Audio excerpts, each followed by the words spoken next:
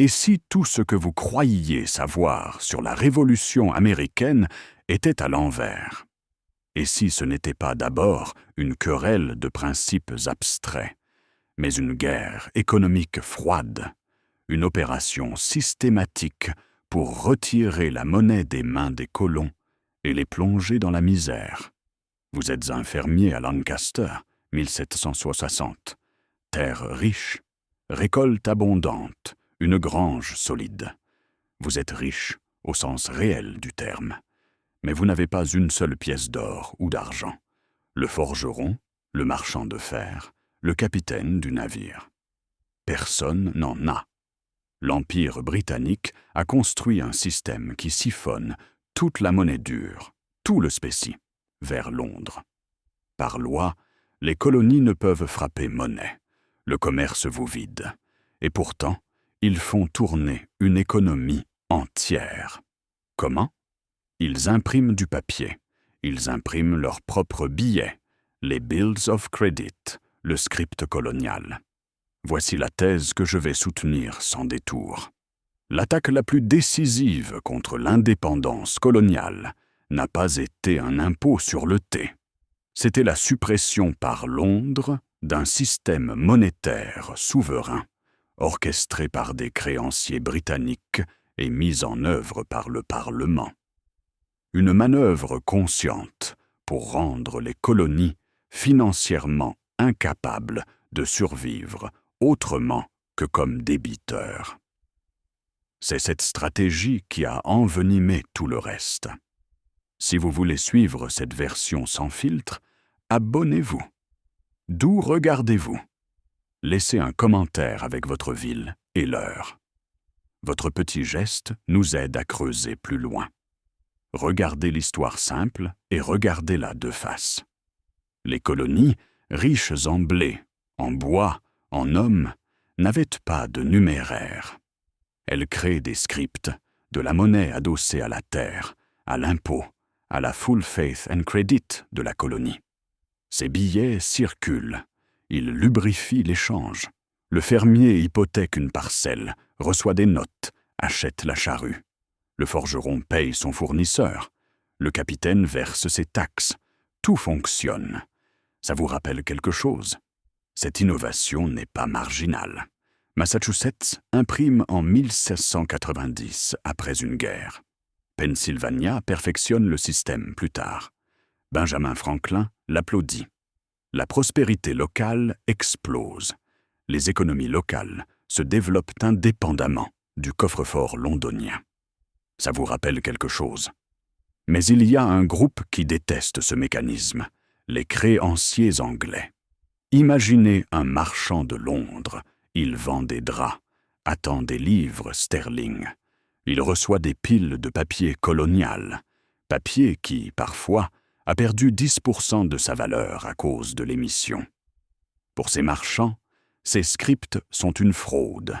Ils voient que des assemblées locales imprimer leur paiement et ils s'opposent. Ils font pression sur le Parlement. Ça vous rappelle quelque chose? La victoire britannique lors de la guerre de 7 ans change tout. L'Empire revient riche en gloire, pauvre en caisse. Les 130 millions de livres de dettes de guerre, oui, 130 millions, un choc sur les finances britanniques, pousse Granville et ses alliés à prendre des décisions brutales. Plutôt que de taxer l'aristocratie, on vise les colonies. On cible la source même de leur autonomie économique, la monnaie. Le coup légal arrive en 1764. Ce n'est pas une interdiction explicite d'imprimer. Non, c'est pire. Le Currency Act retire au papier colonial le statut de legal tender. En clair, vous pouvez toujours imprimer, mais personne n'est obligé d'accepter ces billets pour rembourser une dette. On transforme une monnaie publique en un simple billet privé. On retire le sceau légal. Les créanciers londoniens sourient. La machine de collecte recommence à souffler. Comprenez l'impact. Le script n'est utile que s'il est accepté, surtout par l'administration pour les impôts. Sans date acceptance, sa valeur devient purement spéculative. La confiance s'effondre. La monnaie disparaît de la vie quotidienne. Le lubrifiant économique s'évapore. Le fermier ne peut plus acheter la charrue. Le forgeron ne paie pas le fournisseur. Les stocks pourrissent. La déflation frappe. C'est voulu. C'est planifié. Benjamin Franklin est à Londres. Il voit la manœuvre. Il témoigne. Il plaide. Il explique que ces billets ne sont pas une escroquerie, mais la condition de la vie économique coloniale.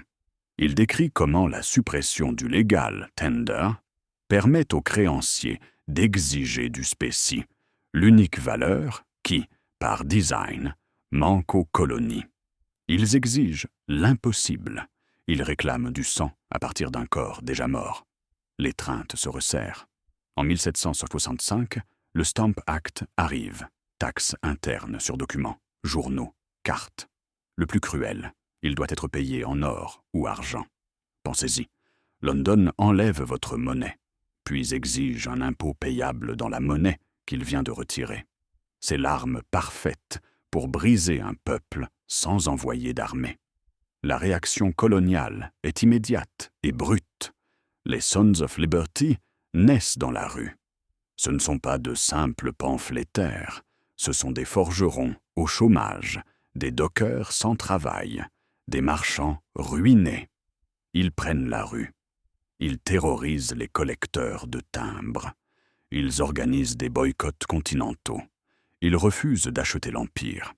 Les ports américains se ferment. Les entrepôts anglais débordent d'invendus.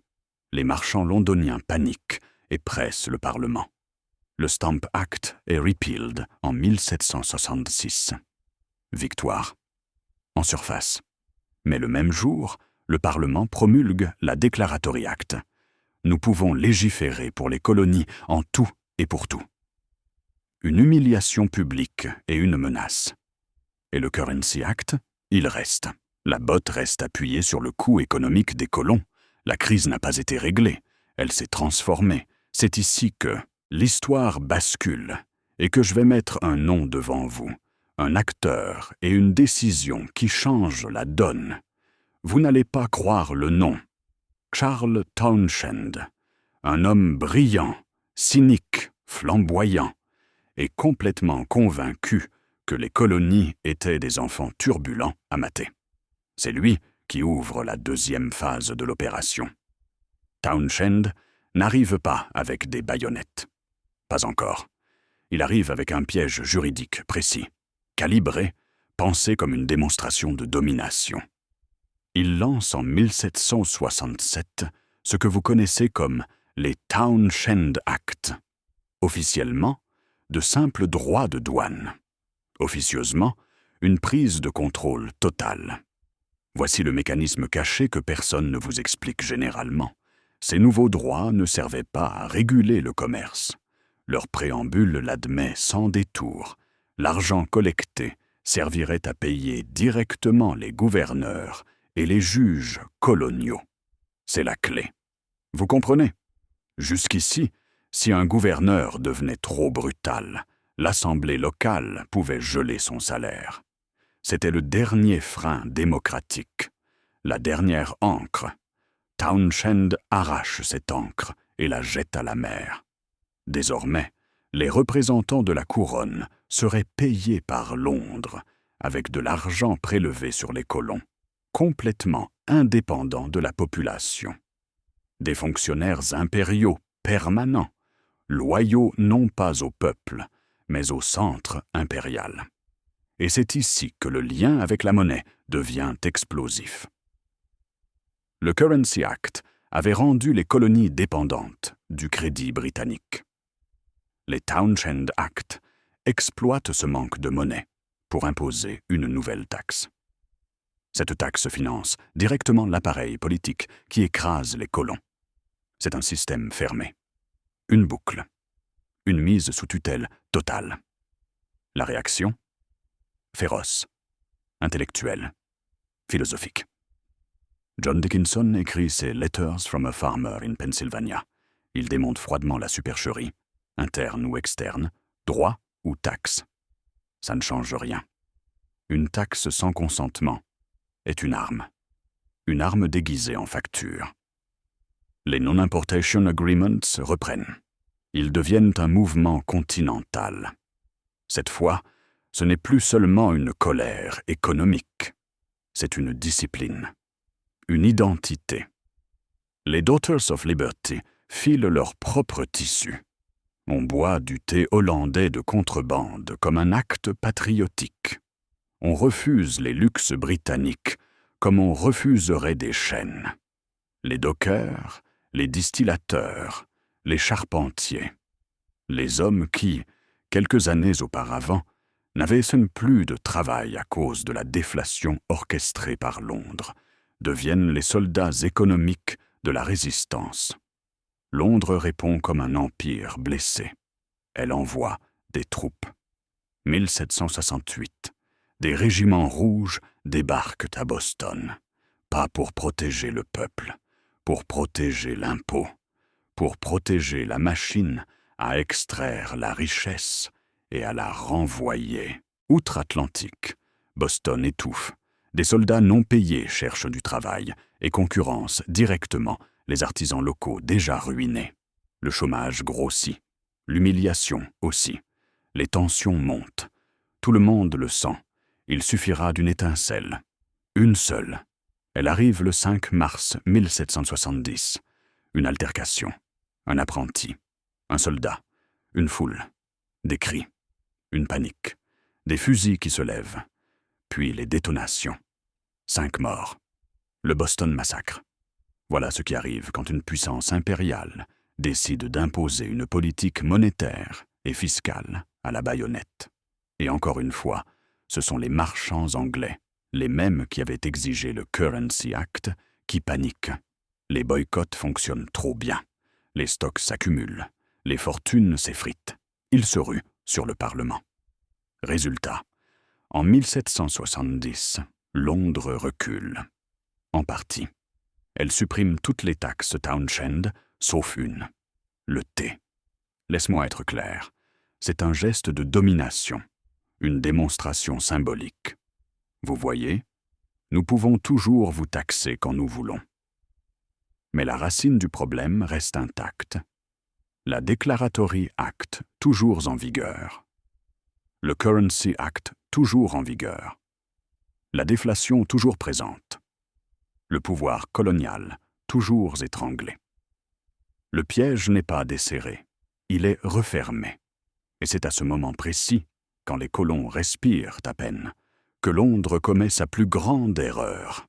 Une erreur qui mélange politique, monnaie, monopole, et une entreprise tellement gigantesque qu'elle fait passer les cartels modernes pour des amateurs.